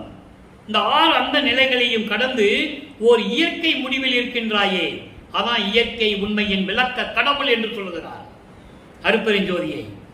இயற்கையின் முடிவிலே முடிந்து இயற்கை உண்மையின் விளக்க கடவுளாக இருந்து கொண்டு 6 அந்தங்களையும் கடந்து இயற்கை உண்மையின் விளக்க கடவுளாகிய இருந்து கொண்டு என் உடம்பும் ஆவியும் தனது மயம் பெற கிடைத்த அருப்பெருஞ்சோதி அம்பலவா. என் உடம்பு பொருள் ஆவி அத்தனையும் ஏற்றுக்கொண்டு உன்னுடைய உடல் பொருள் ஆவி அத்தனையும் என்மயமாக்கினாயே. அப்படிப்பட்ட அருப்பெருஞ்சோதி ஆண்டவரே, எவ்வளவு அற்புதமா சொல்றார் பாருங்க. இந்த பிரபஞ்சம் தோன்றிய காலத்திலிருந்தே எத்தனையோ முனிவர்கள், ரிஷிகள், எத்தனையோ பேர் தோன்றினார்கள். இறைவனை பற்றி பாடினார்கள், போற்றி போற்றி பாடினார்கள். சைவ சமயத்தை சேர்ந்தவர்கள் சிவபெருமானை பாடினார்கள், வைஷ்ணவ சமயத்தை சேர்ந்தவர்கள் திருமாலை பற்றி பாடினார்கள், சௌபார சமயத்தை சேர்ந்தவர்கள் சூரியனை பற்றி பாடினார்கள். அதுதான் வேதங்கள். இந்திரனையும் சூரியனையும் பிரம்மனையும் வழிபட்டது வேதங்கள். அவர்களை பற்றி பாடினார்கள். சாகதம் அம்மனை பற்றி பாடினார்கள், அருள் சக்தியை பற்றி பாடினார்கள், கௌரம் முருகனை பற்றி பாடினார்கள், காணாபத்தியம் விநாயகனை பற்றி பாடினார்கள் உண்மைதான். இறைவனுடைய அந்தந்த தகுதிக்கேற்றபடி அவர்கள் கர்த்தாக்களிடம், அவருடைய தலைவர், அந்த சமயத்தினுடைய தலைவர்களிடம் அருளை பெற்றுக் கொண்டார்கள் உண்மைதான். ஆனால் வள்ளல் பெருமான் போன்று எந்த அருளையும் யாரும் பெறவில்லை என்பதை நான் பதிவு செய்ய கடமைப்பட்டிருக்கிறேன். ஏனென்றால் இவர் இறைவனுடைய மகனாகவே வருவிக்கப்பட்டவர், ஒவ்வொரு யுகத்திலையும் இருந்தவர். தெளிவாக சொல்லுவார். அற்புதமான நிகழ்வுகள் திருவெட்பாடு இருக்கு, நல்லா புரிஞ்சுக்கணும். நீங்க பூலோகத்துக்கு வருவிக்கு விட்டதனால் மட்டும் அவர் அருள் பெறவில்லை, ஏற்கனவே பெற்றவர், அருள் நிலையில் இருந்து கொண்டிருக்கிறவர். பூலோகத்தில் ஒரு மனிதனாக வருவிக்க விட்டதனால் இந்த நிலையில் இருந்து கொண்டிருக்கிறார். அதை மட்டும் நீங்க புரிஞ்சுக்கணும். அப்போ இப்படி என்னுடைய பொருள், உடல் பொருள் ஆவியெல்லாம் நீ பெற்றுக்கொண்டு உன்னுடைய எல்லாம் என்மயமாக்கிய அருப்பெருஞ்சோதி ஆண்டவரே, ஒவ்வொரு முதலாம் குறைக்கு மெய் உறவும் உணர்ச்சியும் ஒளிபெறும் செயலும் மேவி நின்றவர்களுக்கு மேவிய உணர்வு உள் மேவியவா தூய வாழ்வர்களே. அதாவது தவம் இருக்கின்றவர்கள், சுத்த தேகத்தை பெற்றுக் கொண்டிருந்தவர்கள், இவர்கள் உள்ளத்தில் விளங்கிக் கொண்டிருக்கின்ற இறைவனே எனக்கு தூய வாழ்வர்களே என்று சொல்லி வேண்டுகோள் வைக்கிறார். இன்னும் நிறைய விளக்கங்கள் வாங்க வேண்டியிருக்கு அப்பங்கிட்ட இருந்து, அதனால வேண்டுகோள் வைக்கிறார். இப்போ ஆற்றாமை என்ற ஒரு பதிகம், 42வது பதிகத்திலே 7வது பாடல். இந்த ஆற்றாம் ஆற்றாமை என்பது சகித்து கொள்ள முடியாத ஒரு நிலை அவருக்கு இருக்கிறது. ஏன்னா எப்போ பார்த்தாலும் அவர் விண்ணுலகத்திலிருந்து அப்பா வர்றது, மகனோட பேசுறது, நான் உன்னோட கலந்துக்கிறேன்னு சொல்றது, கொஞ்ச நேரத்தில் பிரிஞ்சு போயிடுறது. இந்த நிலை தான் தொடர்ந்து கொண்டு இருக்கிறது. இனிமே அப்படியெல்லாம் இருக்கக்கூடாது, என்கிட்ட நிரந்தரமா இருக்கணும், நான் இதெல்லாம் சகித்துக் கொள்ள முடியாது என்னால அப்படின்னு சொல்ற அந்த நிலையில் இருந்து கொண்டு அந்த பாடலை நமக்கு அருளி இருக்கிறார்கள். அதை விளக்கத்தை பார்க்க போறோம். செப்பார் கலைகள் மொழிந்த பொருள் திறங்கள் அனைத்தும், செப்பார் கலைகள் மொழிந்த பொருள் திறங்கள் அனைத்தும் தெரித்து தெளிந்து, அதாவது பிரபஞ்சத்தில் சொல்லப்பட்ட கலைகள், கலைகள் என்பது வேதங்கள், ஆகமங்கள், வேதங்கள் 4, ஆகமங்கள், புராணங்கள் எத்தனையோ உருவாகி இருக்கின்றன. இவையெல்லாம் சொல்லப்பட்ட அந்த விளக்கங்கள் இருக்கிறதே, அத்தனையும் விளக்கி எனக்கு தெரிவித்து இப்பாரிடை நீ புகழ் பாடுகின்ற பெரியரின் முழுப்பாட்டு, மொழிப்பாட்டு, அதாவது எத்தனையும் விளக்கத்தை எனக்கு தெரிவித்து இந்த பூலோகத்திலே உன்னை பற்றி பாடுகின்ற பெரியோர்கள் இருக்கிறார்கள் இல்லையா? பெரியோர்கள் என்ன? முனிவர்கள், அறிஞர்கள், புலவர்கள். அந்த பாடுகின்ற பாட்டைக்கு நிகராக ஒப்ப, அவர்கள் பாடுகின்ற பாட்டுக்கு நிகராக சிறியனுடைய இந்த சிறிய பாட்டையும் புன்மொழி மொழிப்பாட்டு என்று சொல்லுவார். புன்மொழி பாட்டு. தன்னை கொஞ்சம் தாழ்த்திக் கொள்கிறார் தந்தையிடம், வேற ஒன்றும் இல்லை. அப்பா மகன்ற உறவு வேற, பெரியவர்களை மதிக்கணும் இல்லையா? அதனால உன்னை பற்றி இந்த பெரியவர்கள் பாடுறாங்கல்ல, அவர்களுடைய பாட்டுக்கு நிகராக என்னுடைய இந்த சிறிய மொழி பாட்டையும் ஏற்றுக்கொண்டு மகிழ்ந்த என்னை உடையவனே, எல்லாம் உவந்த உடையவனே, என்னுடைய பாட்டையும் ஏற்றுக்கொண்டு எத்தனையோ பேர் உன்னை பற்றி போற்றி பாடினார்கள். சமய புறவர்கள், திருநாவுக்கரசு, திருஞான சம்பந்தர், சுந்தரர், மாணிக்கவாசகர். அதை மறைமுகமாக சொல்றார். 6ஆம் திருமுறை வரும்போது ஓப்பனா சொல்ல முடியாது. உங்களுக்கு 4 திருமுறை வழிக்கு சொல்லுவாரு. ஏற்கனவே அந்த பாடல்கள் நம்ம பார்த்திருக்கோம். திருநாவுக்கரசரை எப்படி சொன்னாரு, திருஞான சம்பந்தருக்கு எப்படி சொன்னாரு, மாணிக்கவாசகர், சுந்தருக்கு எப்படி சொன்னாருன்றதை நம்ம ஏற்கனவே பார்த்துட்டோம். ஆனால் 6ஆம் திருமுறைக்கு வரும்போது அது அவரால் சொல்லக்கூடாது, சொல்ல முடியாது. அதனாலதான் பெரியவர்கள் என்று சொல்லுவார். நல்லா புரிஞ்சுக்கணும். நீங்க அவங்கெல்லாம் உன்னை போற்றி பாடினாங்க ஒரு காலத்துல. அப்ப யாருக்கு அற்புதம் ஆண்டவர்னு யாருக்கும் தெரியாது. சிவபெருமான் நினைச்சிட்டு பாடிக்கிட்டு இருக்காங்க. அவங்க பாடின பாட்டுக்கு நிகராக நான் பாடுகிற இந்த மகன் பாடுகிற பாட்டையும் ஏற்றுக்கொண்டு, எல்லாவற்றையும் ஏற்றுக்கொண்டு உவந்த உடையானே. இவ்வளவு அற்புதமா சொல்றாரு. இவ்வளவு விளக்கம் இருக்கு அந்த வரியில, இவ்வளவு விளக்கம் இருக்கு. சொல்லணும் இல்ல, சொன்ன மக்களுக்கு தெரியும். இப்போ எல்லாம் உவந்த உடையானே, அப்படி என் பாட்டெல்லாம் ஏற்றுக்கொண்டு மகிழ்ந்து எனக்கு அருளை கொடுத்த என்னை உடையவனே, அப்பா அரசே, இனி சிறிதும் ஆற்ற மாட்டான், சிறிதும் ஆற்ற மாட்டேன் கண்டாயே, இனிமே என்னால் சகித்துக் கொள்ள முடியாது, சீக்கிரமான்னு சொல்றாரு. அப்பதான் திருப்பள்ளி எழுச்சி உருவாகிறது. திருப்பள்ளி எழுச்சி என்பது விரைவில் வந்து எனக்கு அருளை கொடுக்க வேண்டும், மின்னுலகத்திலிருந்து இங்க வரணுன்றாரே. அப்போ அவருடைய நிலையையும் சுத்த சன்மார்க்கத்தை சேர்ந்தவர்கள் எப்படியெல்லாம் இறைவனை வணங்கிக் கொண்டிருக்கிறார்கள் என்பதையும் இறைவனிடம் தெரிவிக்கிறார், தான் அப்பங்கிட்ட தெரிவிக்கிறார். புன்மாலை இரவு எல்லாம் புலர்ந்தது, ஞான பொறுப்பின் மேல் பொற்கதிர் பொழிந்தது, புலவோர் சொல்றார்ல, புலவோர், புலவோர்னா புலவர்கள், சொல்மாலை தெரித்தனர், தொல்மாலை தொடுத்தனர், துதித்து நிற்கின்றார். அவங்கெல்லாம் உன்னை வணங்கி நின்றுட்டு இருக்காங்க புலவர்கள்லாம். எப்படி? புன்மாலை இரவு எல்லாம் புலர்ந்தது. உதயசூரியன், உதயசூரியன் அருட்பெருஞ்சோதி ஒளி கிடைச்சது, உதயசூரியன் ஒளி கிடைச்சது, இரவு பயிற்சி அப்படிலாம் சொல்லலாம். இது நூல் விளக்கம். அப்படி அல்ல, புன்மாலை இரவெல்லாம் புலர்ந்தது. சமயங்கள், மதங்கள், மார்க்கங்களில் சொல்லப்பட்ட அந்த நெறிகள் எல்லாம் விடுபட்டு சுத்த சன்மார்க்க நெறி கிடைத்து விட்டது. எதனால்? நீ வந்ததனால். ஞான பொறுப்பின் மேல் பொற்கதிர் பொழிந்தது. உன்னுடைய அருட்பெருஞ்சோதியுடைய கதிர்வுகள் கிடைத்ததனால் அதெல்லாம் ஒளிந்து விட்டது. சுத்த சன்மார்க்கம் கிடைத்து விட்டது. புலவர்கள் எல்லாம் சொன்மாலை கொடுத்தனர், உன்னை பற்றி பாடிக்கொண்டிருக்கிறார்கள், வணங்கி நின்று கொண்டிருக்கிறார்கள். சுத்த சன்மார்க்க சங்கத்தவரெல்லாம் சொல்லிட்டார்கள, சுத்த சன்மார்க்க சங்கத்தவரெல்லாம் மண் மாலை மாலையாய் வந்து சூழ்கின்றார். மண் மாலை மாலையை வந்து சொல்றேன்னு அர்த்தம். அப்படி கூட்டம் கூட்டமா சார சாலையா வந்து கொண்டு இருக்கிறார்கள் சுத்த சன்மார்க்க சங்கத்தவர்கள். தெளிவா சொல்றார். இப்படியெல்லாம் வந்து உன்னை வணங்கி கொண்டிருக்கிறார்கள். வானவர் நெருங்கினர், வாழி என்கின்றார். தேவர்களும் வந்து கொண்டிருக்கிறார்கள், நீங்கள் வாழ்க என்று வாழ்த்திக் கொண்டிருக்கிறார்கள். என் மாலை அணிந்த என் அருட்பெருஞ்சோதி, நான் சொல்லுவதையெல்லாம் கேட்டு ஏற்றுக்கொண்டிருந்த என் அப்பனே, அருட்பெருஞ்சோதியே, என் பதியே, பள்ளி எழுந்து அருள்வாயே, நீ சீக்கிரமான்னு சொல்ற. ஏன்னா நிறைய வேலை இருக்குல்ல, நிறைய வேலை இருக்குல்ல. தர்மசாலையை கட்டணும், சத்தியஞான சபையை கட்டணும். அப்ப நீ அங்கேயே இருந்துட்டு என்ன பிரயோஜனம்? அங்க இருந்து என்ன பிரயோஜனம்? சீக்கிரமான்னு சொல்ற. அதான் பள்ளி எழுந்து வருவாயே. பள்ளி எழுந்தாலும் தூக்கத்தில் எழுந்துட்டு வான்னு சொல்றது இல்லை, சீக்கிரம் வா உலகத்துக்கு வான்னு சொல்றாரு. அப்போ உலகத்துக்கு வந்தவனே மகனை பார்க்கிறாரு. அது எப்படி? உந்தியார் என்ற பதியத்தில் சொல்றாரு. 64 பதிகம் திருவந்தியார் 5வது பாடல். நான் ஏற்கனவே உந்தி என்பது என்ற விளக்கம் நான் உங்களுக்கு கொடுத்துட்டேன். அது ஒரு வகையான சிறுவர்கள் விளையாட்டு போலவும் எடுத்துக்கொள்ளலாம். இந்த ஆடேடி பந்தன் ஒரு விளக்க ஒரு பாடல் இருக்கு, 116வது பதிகம், 10 பாடல்கள். 2 தோழிகள் விளையாடுவது போல இறைவனுடைய அருளை பெற்றது சுத்த சமய நிலையெல்லாம் சொல்லுவார். ஏன்னா அது ஒரு ஒரு இதுக்காக, ஒரு நிகழ்வுக்காக சொல்றது. உந்தி என்பது ஒரு சக்தி. சக்தி என்பது காற்றிடை பறக்கக்கூடிய ஒரு சக்தி. பறவை எப்படி பறக்குதோ அதுபோல ஒரு சக்தி உண்டதுக்கு. அந்த சக்தியிடம் சொல்லுகிறார், நீ போய் பிரபஞ்சத்தில் சொல்லுன்னு சொல்றாரு.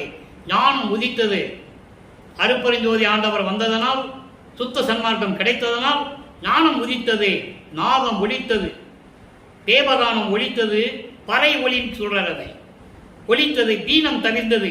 தீனம் என்பது ஒட்டுமொத்தமா சொல்றாரு. பயம், கவலை, இடர், அச்சம் எல்லாமே அதில் சேர்ந்தது. துயரம் எல்லாமே அதில் சேர்ந்தது. அதான் தீனம்னு சொல்றார். தீனம் தவிர்ந்தது என்று உந்திப்பற, நீ போய் பிரபஞ்சத்தில் சொல்லுன்னு சொல்ற. பற என்பது சொல்லு. அப்போ நீ பிரபஞ்சத்தில் போய் சொல்லு. நான் சொல்லி பார்த்துட்டேன், யாரும் கேட்கல, நீ போய் சொல்லுன்றாரு. சிற்றவை கண்டேன் என்று உந்திப்பற. சிற்றவையை நான் பார்த்து விட்டேன். எங்கே? அங்கேயும் பார்த்து விட்டேன். அதான் சொல்லுவாரு, சபையை என்னுள் கண்டனன். அங்க இருக்கிற சிற்றவை எப்படி இருக்குதோ அதே போல இங்க நிறுவியது. அதை நீங்க புரிஞ்சுக்கணும். அப்போ இந்த நிலையை உந்தியார் என்ற பதிகத்திலே உலக மக்களுக்கு தெரிவிக்கிறார். இந்த நிலை, அவருடைய நிலையை, சுத்த சன்மார்க்கத்தை பெற்ற பிறகு அவர் எந்த நிலையில் இருந்தார் என்பதை தெரிவிக்கிறார். அதாவது சொல்வார், பிரபஞ்சத்தில் வெற்றியில சொல்வார். அதை பிரபஞ்சத்தில் வெற்றியில சொல்வார். அருள்ஜோதி ஆனேன் என்று அழையப்பா முரசு, அருளாட்சி பெற்றேன் என்று அழையப்பா முரசு, மறுசார்பு தீர்ந்தேன் என்று அழையப்பா முரசு, மரணம் தவிர்த்தேன் என்று அழையப்பா முரசு. இது கடைசியில் பிரபஞ்சத்தின் வெற்றியா சொல்வார். அந்த நிலைக்கு நம்ம வரும்போது அதனுடைய விளக்கங்களை நிறைய நம்ம பார்க்கலாம். இப்போ 65வது பதிகம் அடைக்கலம் புகுதல். அடைக்கலம் புகுதல் என்ற ஒரு பதிகம் இருக்கிறது. அதாவது நான் உன் அடைக்கலம் ஆகிவிட்டேன் என்று தந்தையிடம் சொல்ல வேண்டும். அப்போ அதை சொல்லும்போது இறைவனுடைய அருள் நிலையையும் தன்னுடைய நிலையும் அந்த சொல்லணும் உலக மக்களுக்கு. அதை சொல்லுகிறார் 5வது பாடல். நல்ல கவனிங்க. இகத்தும் பரத்தும் பெறும் பலன்கள் எல்லாம் பெருவித்து, தனக்கு கொடுத்ததை சொல்றாரு. இகத்தும் பரத்தும் பெறும் பலன்கள் எல்லாம் பெருவித்து இம்மையிலே முகத்தும் அகத்தும் முகத்தும் உள்ளத்தும் களித்துளும்ப மூவா இன்ப நிலை அமர்த்தி அவரை சகத்து உள்ளவர்கள் மிக துதிப்ப தக்கோன் என வைத்து. அற்புதமான வரி, நல்லா கவனிக்கணும். அவருடைய நிலையை எப்படி சொல்றார் உலக மக்களுக்கு? ஏன் பாடல் மூலம் சொன்னாரு? அவர் வருவிக்கூட்டு ஆண்டிலிருந்து அவர் கூட இருந்தவர்கள், அதன் பிறகு மாணாக்கர்கள் என்று சொல்லப்பட்டவர்கள், அவரை சுத்தி எல்லாம் தெரிந்தவர்கள், அவரை பத்தி ஒண்ணுமே சொல்லல. அவர் யாருன்னே அவங்களுக்கு தெரியாது. அவரை ஒரு சாதாரண ஒரு துறவி மாதிரி தான் நினைச்சாங்க. ஆனால் அவர் உண்மையை சொல்லுகிறார். இத பாடல அவங்க படிச்சிருப்பாங்க. இருந்தும் மக்களிடம் சொல்வதற்கு மனது இல்லை. சமயங்களிலும் மதங்களிலும் மார்க்கங்களிலும் ஊறி போனவர்கள். இறைவனை பற்றி யாரும் சொல்லவே இல்லை என்பதை இங்க நான் பதிவு செய்ய கடமைப்பட்டிருக்கிறேன். யார் எதிர்ப்பு மதிப்பிட்டாலும் சரி, எதிர்ப்பு தெரிவித்தாலும் பதிலளிக்க தயாராக இருக்கிறேன். என்ன சொல்றார் பாருங்க. சகத்து உள்ளவர்கள் மிக துதிப்ப தக்கோன் என வைத்து என்னுடைய அகத்தும் புறத்தும் விளங்குகின்றோய் அடியேன் முன் அடைக்கலமே. அதாவது இந்த பூலோகத்திலும் விண்ணுலகத்திலும் இருக்கக்கூடிய பலன்கள் எல்லாவற்றையும் எனக்கு கிடைக்க செய்து அதான் பெருமித்து என்று சொல்லுகிறார். அருப்பஞானர் தன் மகனுக்கு கொடுத்தது சொல்றாரு. பூலோகத்திலும் விண்ணுலகத்திலும் எனக்கு இருக்கக்கூடிய பலன்கள் அத்தனையுமே எனக்கு கிடைக்க செய்து, கொடுக்க செய்து, பெற செய்து, இந்த பூலோகத்திலே என் உள்ளத்திலும் அகத்திலும் களி துளும்ப மகிழ்ச்சி பொங்க மூவா இன்ப நிலை அமர்த்தி. மூப்பு இல்லாத நிலை, மூப்பே கிடையாது அவருக்கு. ஏன்னா பெருமண தேகம் எப்படி இருக்கும், சுத்த தேகம் எப்படி இருக்கும், ஞான தேகம் எப்படி இருக்கும் நம்ம ஏற்கனவே பார்த்துட்டோம். பெருமண தேகம் எப்படி இருக்கும்? 12 வயசுக்குள்ள இருக்கிற சிறுவன் மாதிரியே இருக்கும், மூப்பு இல்லை. பெருமண தேகம் எப்படி இருக்கும்? 8 வயது 5 வயதிலிருந்து 8 வயது குழந்தை எப்படி இருக்குமோ அந்த மாதிரியே இருக்குமோ. ஞான தேகம் அப்படியே இருக்கும். அதான் மூப்பு இல்லா நிலை என்று சொல்லுகிறார். அப்படிப்பட்ட ஒரு பேரின்ப நிலையில் என்னை இருக்க செய்து எப்படி சொல்றாரு பாருங்க. இது யாரு மக்கள்கிட்ட சொன்னதே? ஒரு ஆள் கூட சொல்லல. என்னால் நிரூபிக்க முடியும். அப்படி யாராவது சொல்லியிருந்தாங்கன்னா நீங்க சொல்லுங்க, நான் தலை வணங்க கடமைப்பட்டு இருக்கிறேன். தைரியமாக தலை வணங்குகிறேன், கையெடுத்து கும்பிடுகிறேன். இப்படிப்பட்ட நிலையில் இருந்தார் வல்லற்பன் அவர்கள். அவருக்கு அப்புறம் சொல்றார் பாருங்க, அதான் அற்புதம். சகத்து உள்ளவர்கள், இந்த உலகில் உள்ளவர்கள் மிக துதித்த தக்கோன் என வைத்து, இவன் தகுதியானவன், வணங்கக்கூடியவதற்கு தகுதியானவன், வணங்குவதற்கு தகுதியானவன், இந்த பிரபஞ்சத்தை இயக்குவதற்கு தகுதியானவன் என்ற நிலையில் என்னை வைத்து. அருப்பஞாண்டவர் அப்படி வச்சிருக்காரு மகனை. இங்க கேட்டா இங்க போயிட்டாரு, அங்க போயிட்டாரு, காணாம போயிட்டாரு, இப்படி போயிட்டாரு, அப்படி போயிட்டாரு, மறைஞ்சு போயிட்டாரு, என்ன வார்த்தைகள், தவறான வார்த்தைகள்லாம் சொல்லிட்டு இருந்தாங்க. இவர் என்ன சொல்றாரு? சகத்து உள்ளவர்கள் மிக துதிப்ப தக்கோன் என வைத்து, இவன் தகுதியானவன், வணங்குவதற்கு தகுதியானவன் என்று என்னை அந்த கடவுள் நிலையில் வைத்து என்னுடைய அகத்தும் புறத்தும் விளங்குகின்றாய், என் உள்ளத்திலும் வெளியிலும் விளங்கிக் கொண்டிருக்கிறாய், அடியேன் உன்றன் அடைக்கலமே என்று கூறுகிறார். அற்புதமான பதிவு. நீங்க வல்லற்பனை பற்றி தெரிஞ்சுக்கணும். அவர் அருப்பஞாண்டவருடைய ஒரு சக்தி பிரிவு, பிரிந்த சக்தியோடு தான் அந்த திருவிளையாடல் முடிஞ்ச உடனே அருப்பஞாண்டவர் நேர போய் அவரோட சேர்ந்துக்கிறார். அதை தான் நீங்க மனசுல வச்சுக்கணும். போனாரு, சித்தி பெற்றார். அவர் ஏற்கனவே சித்தி பெற்றவருங்க, ஏற்கனவே சித்தி பெற்றவர், ஏற்கனவே இறைவனாக இருந்து கொண்டிருப்பவர். திருவிளையாடல் நடந்ததனால் ஒரு மனிதனாக இந்த பூலோகத்திலே உலாவிக் கொண்டிருந்தார். அது எப்படிப்பட்ட நிலை என்பதை திருவெட்பாவிலே ஒவ்வொரு பகுதியில் இருந்து நமக்கு கொடுத்திருக்கிறது. படிச்சு மக்கள்கிட்ட யார் சொல்லல, அதுதான் விஷயம். போனாரு, ரூம்ப பூட்டாரு, மறைஞ்சிட்டாரு, பாயில படுத்துக்கிட்டாரு. அப்புறம் போய் பார்த்தா பாய் இல்லை, அவரும் இல்லை. பாயை சுருட்டி கக்கத்தில் வச்சுக்கிட்டு ஐரோப்பாவுக்கு போயிட்டாரு. யார் சொன்னது? முதல் மாணாக்கர் என்று சொல்லப்பட்ட வேலாயுதம் அவர்கள். ஆதாரம் இருக்கிறது, யாரும் மறுக்க முடியாது. இப்படியெல்லாம் சொல்லிக்கிட்டு இருந்தவங்க தானே. அவர் என்ன சொல்றாரு? அற்புதமாக சொல்றாரு. என்னை அந்த நிலையில் இருக்க வைத்து எனக்கு உள்ளேயும் வெளியும் விலகிக் கொண்டிருக்கிறாயே, நான் உன் அடைக்கலமே என்று கூறுகிறார். அடுத்து பாருங்க, பற்று அறுத்தல் 67ஆம் பதிகம் 5வது பாடல். அருமையான பாடல்.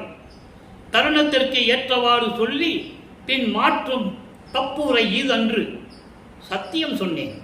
அதாவது நேரத்துக்கு ஏற்றபடி, சமயத்துக்கு ஏற்றபடி ஒன்று பேசுறது, அப்புறம் மாற்றி பேசுறது, தப்பா பேசுறது. அப்படி அல்ல நான் சொன்னது. நான் சொன்னது சத்தியம்.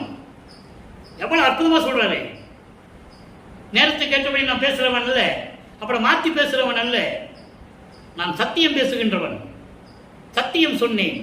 கருணை பெருக்கினால் கலந்து எனது உள்ளே கனவினும் நனவினும் கழிப்பு அளிக்கின்றேன். அங்க நீங்க பார்த்தோமே, நான் கண்டது கனவா நனவா என்று சொல்லுவார். அதற்கு பதில் இங்கே கனவிலும் நனவிலும் நீதான் இருக்கிறாய் என்று சொல்லுகிறார். அப்போ நிலைகள் மாறுகிறது. சமயங்களிலும் மதங்களிலும் இருக்கும்போது காட்சி கொடுக்கிறார், மறைந்து விடுகிறார். தோழியிடம் சொல்லுவது போல சொல்லுகிறார், நான் கண்டது கனவா நனவா என்று சொல்லுவார். ஆனால் சுத்த சன்மார்க்கத்தை பெற்ற பிறகு என் கனவிலும் நனவிலும் இருப்பது நீதானே. இதான் கனெக்டிவிட்டி. நல்லா புரிஞ்சுக்கணும். ஒரு பாடலுக்கு ஒரு பாடல் தொடர்பு கொண்டு இருப்பதை நீங்கள் புரிந்து கொள்ள வேண்டும். கனவிலும் நனவிலும் களிப்பு அருள்கின்றேன், பேரின்பத்தை கொடுத்துக் கொண்டிருக்கிறேன். வருண பொதுவிலும் அருள்மலை பொழிகின்ற அங்கே சுத்த சிவஞான வெளியில் இருக்கின்ற சத்தியஞான சபையிலே உன் சமூகத்துக்கு நான் ஒரு சத்தியம் செய்து கொடுத்தேன். அங்கதான் சத்தியம் செஞ்சு கொடுக்கிறாரே. சமூகத்துக்கு என் வன் பொருள் ஆதியை நண்போடு கொடுத்தேன். அங்கேயே சொல்லிட்டாரு, என் உடல் பொருள் ஆவியை உனக்கே கொடுத்து விட்டேன், எடுத்துக்கோ, எனக்கு இதுக்கு சம்பந்தம் இல்லை, எனக்கு இதில் எந்த விதமான சுதந்திரம் இல்லை, நீயே எடுத்துக்கோ என்று கொடுத்து விட்டேன். இருள் நச்சு அறுத்து அமுதம் தரவல்லி. சமயங்களிலும் மதங்களிலும் மரங்கள் கூறப்பட்ட அந்த அறியாமையை நீக்கி, அந்த விஷ கொடுமையை நீக்கி எனக்கு அமுதத்தை கொடுத்தீர். இங்க கேட்டா வாழையில போட்டு படையில போட்டு சோறு போட்டு சாப்பிட்டாருன்னு சொல்லுவாங்க. அவர் அருளமதம் உண்டவர். நான் பசித்த போதெல்லாம் தான் பசித்ததாகி அருளமதம் கொடுத்தவர். அதற்கு முன்னால் நான் உண்ட உணவெல்லாம் அமுதமாயிற்று என்று சொல்லுவார். எப்போ? இறைவன் ஆட்கொள்வதற்கு முன்னால். இதெல்லாம் பாடல்களில் உண்டு, அந்த விளக்கம் அங்கங்கே இருக்கு. அப்போ அப்படியெல்லாம் அமுதம் தரக்கூடிய இறைவனே, என்னை பள்ளி எழுப்பி இன்பம் தந்தீரே. அங்க பள்ளி எழுந்து அருள்வாயே என்று சொல்லுவார் திருப்பள்ளி எழுச்சில. இங்கே என்னை பள்ளி எழுப்பி மெய்யின்பம் தந்தீரே. என்னை அறியாமையிலிருந்து நீக்கி, அந்த தடைகளை நீக்கி எனக்கு பேரின்ப நிலையை கொடுத்து விட்டீரே அருட்பெருஞ்சோதி ஆண்டவரே என்று கூறுகிறார். இப்போ இந்த கொடிப்பாட்டிலே ஒரு விளக்கம் இருக்கிறது. அதை நான் சொல்ல வேண்டிய ஒரு கடமையில் இருந்து கொண்டிருக்கிறேன். 67வது பதியத்திலே சித்தி துதி என்ற ஒரு பாடல், கொடிப்பாட்டு பாடல் என்று சொல்லுவார்கள். அது 7வது பாட்டு. இவ்வளவு நேரம் நம்ம பார்த்த திருவிளையாடல்ல அந்த நிகழ்ச்சியெல்லாம் 4 வரியில சொல்லிடுவார். சுத்த சன்மார்க்க கொடியை கட்டி பேர் உபதேசம் செய்யும்போது அந்த கொடிப்பாட்டிலே சொல்லுகிறார், தடுத்தல் அறிய பயம் கவலை எல்லாம் தவிர்த்து. தடுத்தல் அறிய என்பது தடுக்க முடியாத கொடுமையான நிகழ்ச்சிகளில் இருக்கின்ற அந்த சமயங்களிலும் மதங்களிலும் மார்க்கங்களில் இருக்கின்ற அந்த நெறிகளை, அதனால் ஏற்பட்ட பயம் கவலை இருக்கிறதே, அவற்றையெல்லாம் தவிர்த்து என் கருத்து உள்ளே அடுத்த கொடியே, என் உள்ளத்தில் வந்து அணைந்து கொண்ட கொடியே, சுத்த சன்மார்க்க கொடியே. யாரு? அருட்பெருஞ்சோதியே. அருள் அமுதம் அளித்து சொல்லிட்டாரா? அவருக்கு உண்டதெல்லாம் அருள் அமுதம். ஒரு தாயின் கருவறையில இருந்து வருவிக்க உற்று கடைசி வரைக்கும் அவர் அருள் அமுதம் உண்டவர். அருள் அமுதம் அளித்து எந்தனை மெய்ப்பொருள் கரத்தால் எடுத்த கொடியே. மெய்ப்பொருள் கரத்தால், அருட்பெருஞ்சோதி உன்னுடைய கரத்தால் என்னை தூக்கி எடுத்த கொடியே, சமயங்களிலிருந்து நீக்கி கொண்டு வந்த கொடியே, சித்தியெல்லாம் இந்தா மகனே. இதான் அற்புதமான வரி. சித்தியெல்லாம் இந்தா மகனே என்று எனக்கே கொடுத்த கொடியே, ஆனந்த கொடியே, அடியேற்கு அருளுகவே. இது பாடல். அடுத்து சிவசிவ ஜோதி என்ற பதிகத்திலே 118வது பதிகத்திலே ஒரு பாடல் 14வது பாடல். இது வேண்டுகோள். 59வது பதிகம் வேண்டுகோளுக்கு பார்த்தோம்ல, அதுக்கு பதிலான பாடல். 6 அந்தத்தே, அங்க அந்தங்களை கடந்து என்று சொல்லுவார். அதுக்கு பதில் இங்க இருக்கிறது. 6 அந்தத்தே நிறை ஜோதி, அவைக்கு அப்புறத்தாலும் ஆகிய ஜோதி. 6 அந்தங்களை கடந்த ஜோதி, அதுக்கு மேலும் விளங்கிக் கொண்டிருக்கின்ற ஜோதி வீரும் பெருவெளி ஜோதி. பரவெளி, பரம்பர வெளி, பராபர வெளி, எல்லா வெளிகளையும் கடந்து பெருவெளியையும் கடந்து இருக்கின்ற ஜோதி, மேலும் வெட்ட வெளியில் விளங்கிய ஜோதி. அதுதான் வெட்ட வெளி, சுத்த சிவஞான வெளி.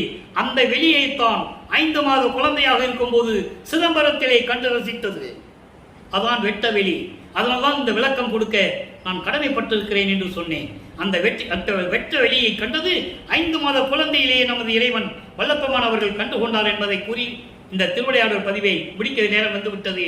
எனவே அன்பர்களே, நீங்கள் எல்லாம் சுத்த சன்மார்க்கத்தில் இணைந்து இறைவனை வணங்கி சுத்த சன்மார்க்கத்தில் இருந்து கொண்டு சைவ நெறியில் இருந்து கொண்டு புலையும் தவிர்த்து இறைவனுடைய அருளையும் பொருள்களை எல்லாம் பெற்றுக்கொண்டு இந்த வையகத்தில் வாழ்வாங்க வாழ வேண்டும் என்று இறைவனுடைய தயவாலையும் கருணையாலையை வாழ்த்தி விடைபெறுகிறேன் என்ற வள்ளலார் ஊழியன். மீண்டும் நாளை சந்திப்போம். நன்றி, வணக்கம். அருட்பெருஞ்சோதி அருட்பெருஞ்சோதி, தனிப்பெருங்கரை அருட்பெருஞ்சோதி. மீண்டும் அருட்பெருஞ்சோதி ஆண்டோடைய திருவிளையாடல் நாளையும் தொடரும்.